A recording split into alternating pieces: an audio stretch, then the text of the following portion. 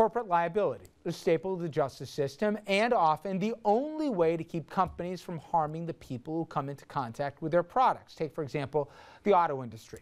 When cars are found to be defective, automakers, they can and have been sued by families of those who are killed and by those who are injured. They can also face government penalties. Or how about bars and bartenders? If a bartender knowingly serves alcohol to somebody who's already hammered or fails to cut off somebody before they become a danger and hit the roads, the bar and the bartender can and again have been sued or even jailed if the person they serve gets into an accident, let alone a fatality, while drunk driving. Corporate liability, such a basic legal staple that there are only a handful of industries where companies cannot be sued or, for that matter, prosecuted for the damage done by their products. And one of them, it's the gun industry. But don't think it was always this way. Now, for more on how and why it's all changed and on the kind of hear no evil, see no evil approach the gun companies showed at the time, I want to bring Andrew back in. Well, Rich, you mentioned that it wasn't always the case. That protection from liability for gun makers only came in 2005, when at the behest of gun manufacturers, President Bush signed the Protection of Lawful Commerce in Arms Act, essentially giving gun makers a get-out-of-jail-free card and quashing dozens of lawsuits seeking to penalize the gun industry for the body counts their products generate. But there's more to the story. That law shielded the gun industry from scores of lawsuits aimed at holding gun companies responsible for the damage their products do, suits that could have crippled the industry. The New York Times recently got access to transcripts of gun executives being deposed under oath in some of those suits, and what they found shows a callousness and an approach to their products and customers on par with the 1994 testimony you're seeing here of cigarette company CEOs who all swore to Congress that nicotine was not addictive. Take, for example, an executive at Glock who testified under oath that his company would still do business with a dealer indicted on gun laws because, quote, this is still America and you're innocent until proven guilty. Or the president of Sturm Ruger Guns who said under oath he didn't care how often police traced guns to their distributors because, quote, it wouldn't show us anything. Or the executive of Taurus Guns who said under oath they made no effort to see if the people who sell their guns are gun traffickers because, quote, I don't even know what a gun trafficker is. In fact, the executives felt so little responsibility for what happens to their products or their customers or the general public that, according to the Times, they didn't know if their guns had ever been used in a crime. They avoided steps that would keep them from falling into the wrong hands, and they claimed that obvious warning signs like one person buying a slew of guns at one time or a slew of gun crimes all connected to one dealer meant, quote, anything at all. Rich? Thank you very much, Andrew. For more, let's bring in our next guest, Leah Barrett. She is the Executive Director for New Yorkers Against Gun Violence. Leah, welcome to the program. I appreciate a few minutes. Thank you. Thanks for having me. You know, it's a piece of legislation I'm sure the vast majority of people at home never heard of, but if you go back to 2005, it certainly has changed the landscape. Titled Protection of Lawful Commerce in Arms Act. Translation in 2005, President Bush said, gun manufacturers, you guys have immunity unlike any other industry in this country. And to be fair, this might have been enacted in 2005 under then President Bush, but the administration, the current administration, they say they line up behind it. They say it's constitutional, and they say this special exemption for the industry ought to stand. I got to imagine from your organization, you're disappointed with this White House like you were the last one.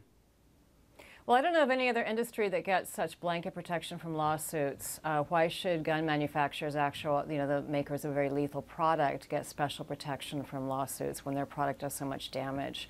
And furthermore, as the article in the New York Times showed yesterday, a lot of gun manufacturers show absolutely no interest in a duty of care or good business practices to know actually where their product ends up, or if the distributors and dealers who are buying from them are actually following good business practices. And to show that kind of cavalier attitude when literally life and death is involved, I find quite breathtaking. And you know, I know you know this, Leah, but I'm not so sure the large part of our viewing audience does. Half of 1% of the gun dealers out there are responsible for more than 50% of the gun crimes. It's not like you got to guess who are the ones, the bad guys that are involved with the straw sales, the reckless ones who don't keep records about who's walking in there. And for this, see no evil, hear no evil from the manufacturer's standpoint that their only responsibility is to make a buck. I'm sorry, this isn't bleeding heart. It's offensive, and nobody's calling them to the carpet for it, and the law, in effect, protects them.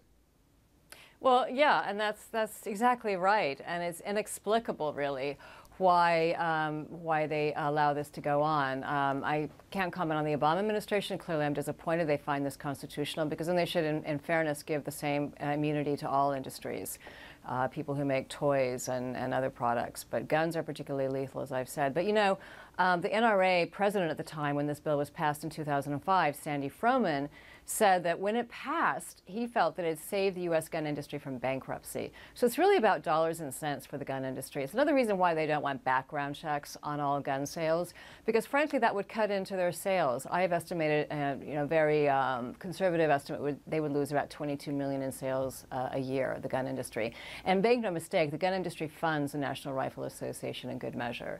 The proceeds from, or the donations from the gun manufacturers to the NRA dwarf their membership dues. And so it's a little fig leaf for the gun manufacturers to hide behind the NRA and to get Congress to do their bidding. And they've also emasculated the ATF, the Bureau of Alcohol, Tobacco, and Firearms, which is the enforcement agency. So when they say that we should enforce the laws in the books, well, Congress is saying that with one hand. On the other hand, they're taking away resources and not giving the ATF a director and hamstringing the ATF from actually doing its job.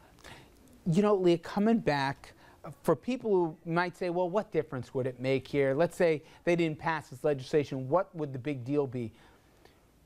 Just people die. Right, and to put in practical terms, you mentioned the toy industry. Somebody makes a defective toy, or somebody sells it to a store here where there's no sanitary whatever, and it gets in the hands of kids, the kids get sick. Manufacturer, they get sued. If all of a sudden there was a downside to who they were selling guns to, good business would say they'd be more careful who they sell to, and we're talking a whole lot of lives that would be saved. That's the net consequence of this thing here, because nobody wants to get their rear end hauled off into court. This prevents that from ever changing, doesn't it? Yeah, no, it does. But, you know, Congress has been the real enabler here. You know, the gun manufacturers are certainly guilty of a lot, but Congress has given them this kind of leeway and this special protection. Why? The American people should be asking Congress, why are you doing this to an industry that kills 31,000 Americans every year and injures 80,000? Why? And many of those children, 8 children a day, die from gun violence in this country. I think most Americans, you know, if they thought about that every day, they would be absolutely horrified, just like they were horrified at the slaughter of the kids at Newtown in Connecticut in December. Well, let me ask you a final question about the American public. Let's take assault weapons off the table. Let's take ammo clips off the table. Let's take all the things here that even though the majority of the public says they support here in terms of changing our laws, let's just get to the basic idea where 91% of Americans say, and the majority of NRA members, let's have universal background checks. I hear from lawmakers on and off camera, they're ready to reapproach that. Do you have any reason, after the dysfunction in D.C. we've seen, that we are going to see, you and I, in the next 12 months, meaningful legislation when it comes to background checks? Does it have a chance to get through this Congress? I hope so. I think what people need to be aware of and do, not so much here in New York, our senators have been very good, Schumer and Gillibrand have been leading on this issue, but it's the senators from other states, Alaska, Arkansas, the western states, the southern states, who need to get an earful of comments, telephone calls, emails, visits from their constituents saying this is what they want. Because the other side, I can tell you, the pro-gun lobby is bombarding their members of Congress daily. They can call these guys out really instantaneously because they've been organized at the grassroots level, the NRA, for many, many years now. And we're just starting, really, the pro-safety, pro-gun safety movement to do the same. But what we can do is Americans need to be aware that this is a critical time. We can't actually get this small thing done, and it is a small thing, background checks on gun sales to ensure the guns don't fall into the hands of criminals, of people who are domestic abusers, or who are seriously mentally ill. I mean, it's common sense. And I think most Americans realize that, and Congress needs to catch up. They're certainly not leading. Well, let's hope so. Leah, appreciate a few minutes. Thank you very much. Thank you. Okay, we are going to take a quick break, but when we come back, we're going to head back to politics on the national level. And hey, you all saw the pictures on Memorial Day with the Obama-Christie bromance. Will it help or hurt Christie long term? The two different schools of thought on that. We'll get into that and some more right after this.